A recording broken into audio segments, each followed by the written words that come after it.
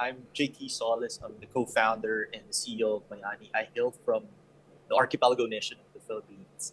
And as a co-founder of Mayani, we are envisioning a Philippines where we can transform rural value chains by empowering smallholder farmers and fisherfolk through sustainable pathways to market. So that's essentially what we do in the gist. Great. And maybe if we could start at the beginning, like what was the genesis of the idea behind Mayani? What did you see and what were kind of like the problem sets and opportunities that you thought that you could address via a company like Mayani? I guess the genesis of Mayani really takes off from this dismal reality that rural Philippines is actually encountering. So when way back in 2019, one of our co-founders, the chief farmer, Ochi Sanwan, is actually a member of a small farmers cooperative in southern Luzon, the largest island in the Philippines, archipelago nation. And it's composed of a lot of smallholder farmers whose production would be lowland vegetables. We're talking about squash, we're talking about eggplant, we're talking about native tomatoes from Philippines. And they're very small, they're very fragmented. The average land holding size is just about less than 1.2 hectares of land. That is very, very small compared to our Western counterparts. Apart from the fact, right, what exacerbates the problem is you have about 7 layers of middlemen between the farmer and the ultimate consumer. We're talking about traders who prey on the socioeconomic situation of farmers. We're talking about loan sharks. We're talking about non-value adding intermediaries in a very highly intermediated value chain between the farmer and customers. And so that prevents our farmers from actually taking advantage of that supposedly very important supply chain, if not the most important supply chain in a country such as ours, but actually being able to recover their cost of inputs in production, right? Because of those layers, 7 layers of middlemen. So that very limited market access in a highly intermediated supply chain has perpetuated a lot of problems for these farmers to be able to boost farm gate prices, incomes, gain transparency in that supply chain, and at the same time have a more direct connection to the market, right? Which has a very high demand for food. We're a nation of 110 million people in a nation of 7,107 islands. You can imagine the growing demand for food, issues of food security, supply crunches, and a lot of these disruptions in supply chain going to the fore. So I would say more of limited market access is the core meaningful problem we're tackling in here. And so we took a lift off from that reality and said, you know what, if this is a microcosm of what's existing among 10 million smallholder farmers in rural Philippines, maybe it's a meaningful problem we can solve using technology, innovation, and a heart for impact. What exactly is it about Mayani? What is it doing? What is the platform? And how have you structured it to address these particular issues? So what we did, Vaughn, is to be able to unlock that $9 billion agricultural output value of the country with the playbook of output market linkage. We took on those problems head on, like I mentioned earlier, fragmentation of the farmers, a highly intermediated supply chain, a very opaque and a waste-heavy supply chain, by creating a proprietary supply chain tech stack that allows us, number one, to have direct visibility on what the farmers are producing, what our fisher folks are farming, in the case of aquaculture fisher folks, what our fisher folks are catching, in the case of artisanal wild fisheries. And so what we're doing there is, since we have direct visibility there, we've also created tech tools, proprietary tech tools that allowed us to consolidate, for instance, recurring institutional demand from the market and be able to bridge in a data-driven way, supply and demand, unlock efficiency advantages, be able to gain that predictive firepower to see, okay, what is production going to look like 6 months down the road? What is demand going to look like 6 months down the road, given past 6 months or past 12 months historical data on stable and recurring patterns of consumption behavior coming from supermarkets, coming from households, coming from food processors, coming from big hotel chains and food brands, for instance. And so it's really being able to bridge that fragmented supply with recurring market demand in a very data-driven, in a very efficient, and I would say in a very sustainable way. Because through that, we were able to create impact strides, for instance, in the form of stronger farm gate prices for farmers, meaning better incomes for them, lesser wastage, things like that. Yep. The value proposition to kind of like one of these individual farmers, right? Mm-hmm. What is the change in economics that they would see, and maybe beyond just the economics, but just overall their scope of doing business relative to their more traditional method of interacting with the existing, local supply chain? A clear and a stark contrast with status quo. We come to these farmers and saying, this is what status quo looks like for you. You got about 7 layers of middlemen. Their farm gate prices would still be there, and they've been there for decades, if not for generations. They haven't even increased. Your state of livelihood and your daily income that you would be able to derive from your agri livelihood has more or less remained constant and stagnated.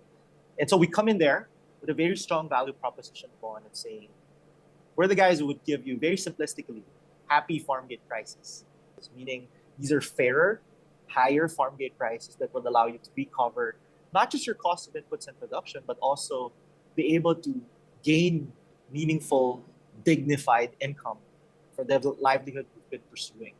That's roughly about at least 20 to 30% on compared to status quo. Status quo becomes our baseline benchmark, and then we give them a 20 to 30% increase because of the disintermediation that we're doing in that supply chain. Now we're able to redistribute back some economic value to the very producers that produce the food in that value chain, and also being able to afford cost savings on the part of customers, whether institutional or individual. In fact, what even matters more is the consistency of it over a long period of time. You got to think that as farmers, they think that they need to be able to turn their crops into cash, season in, season out. And I think it's really the consistency also that we bring in as an additional value proposition. In fact, an even stronger one. Because now we're able to tell them season in, season out, we're able to provide that stable market offtake for you guys. If you're planting tomatoes for this season, you expect after a couple of weeks, after a couple of months, we're there to be able to get those native tomatoes, provide that market offtake and linkage for you guys, and be able to provide that demand all year round to these farmers. So it's really more boosted rural incomes, but perhaps more importantly and more mission critically important to them, the consistency of that market offtake. And actually, let's talk a little bit about the demand side. So who are kind of like the main customers for these agricultural products?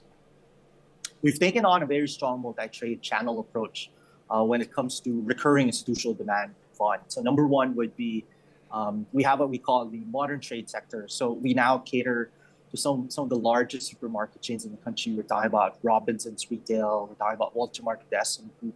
We're talking about Pure Gold, the Kantar #1 retailer in the country. Mary Mart, which is publicly listed. And at the same time, a bunch of key HoReCa in our portfolio, let's say City of Dreams, Crimson Hotel, or Hilton Hotel, for instance, and some big fast food chains such as Bonchon and other key food brands. So it's a mix of different institutional demand driving channel partners. And this allows us to actually create that economies of scale that we would need to be able to take the agri-fishery sector forward. So there's also a bunch of food processors that we cater to. And we also operate an e-commerce platform wherein we directly deliver and fulfill demand coming from the B2C.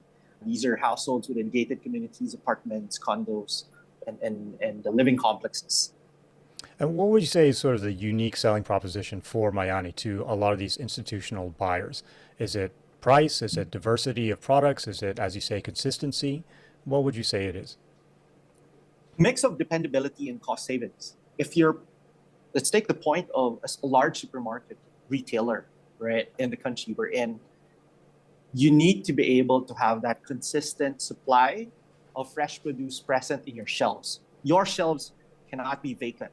Every single time a shopper would come into your shelf, they should be able to see something very abundant in there. And so dependability of a supply chain. Very recently, Vaughn, I think it was Q4 or Q3 of last year, the Philippines encountered a huge supply crunch when it comes to white onions. And for a lot of big institutional players, right? Like if you're a pizza player, if you're a burger player, or even just a normal supermarket chain, you cannot afford to not have white onions, something as staple and as foundational as that in terms of food raw material. And so, what we did was, because we had such a massive network of organized farmers spread across 6 regions of the archipelago, from region one, the northernmost region of the country, down to like central Luzon, the Cordillera for upland farmers, and even the fishing islands and islets of Mimaropa. We were able to bridge that demand and fill in that void in the local market and say, you know what, we can still make your supply chain very dependable, and we can ensure that you have ample supply during this most important quarter of the year where demand is going through the roof, which is Q4, Christmas season. People are dining out. There's definitely huge demand. So more of cost savings and dependability. But I guess a last important point there would be, we're able to help them uphold their sustainability commitments. The current context for a lot of these hotels, especially international hotels and restaurants, is that they're now signatory to a lot of sustainability commitments internationally, making sure that their supply chains are local, making sure that their supply chains are sustainable, making sure that the supply chains are traceable, and they're able to trace where the food that they serve, the chefs serve to their guests, top tier guests, are actually traceable and locally sourced. So we're able to assist them there and to be able to uphold that sustainability agenda. And let's talk a little bit about the business model itself. Like, how do you, as a company, decide how much risk to undertake? Like, when you are talking, it seems like you have a very strong value proposition around, connecting fragmented supply with burgeoning demand and doing it in a data-driven way that allows sort of long-term visibility between the two parties, right? That solves some of these asymmetries and actually promotes kind of like long-term partnerships, right, on the platform itself. That said, like, how do you think about how much economic risk to undertake? Does Mayani end up acting as the middleman itself and acquiring a lot of the inventory? Do you take on a lot of working capital risk? Or what active decisions have you decided as a company, whether how asset heavy to be, how versus how asset light? Yeah. I would say it's a quite complex question, but I'd like to take on that question maybe on 3 levels. Number one would be on the business model itself. So it's a supply chain, agri-fishery supply chain model. And so by becoming that post-harvest, post-catch, downstream conduit of these farmers towards the market, what we're taking on is really, and this goes towards the second level, is really more of just a working capital risk, but not of an inventory risk, because our very model is predicated on the fact that we need to be able to pre-match supply with demand. So we won't produce if there's no demand for it, right? We won't harvest if there's no demand for it. In fact, what we're doing is we're making that entire production demand-driven, market-driven. So if this is what's in demand in the market, if this is what's flying in the market, if we have such a huge demand for yellowfin tuna, such a huge demand for honeydew gold, such a huge demand for native tomatoes, this is what production should look like 6 months down the road, if not today. So everything is pre-matched. So the inventory model there is also just in time. We don't take on unnecessary inventory for crops which we don't have demand on or demand for, and actually don't have forward contracts for. The third one is really more of how big can the infrastructure be, and what's sort of the makeup of that infrastructure.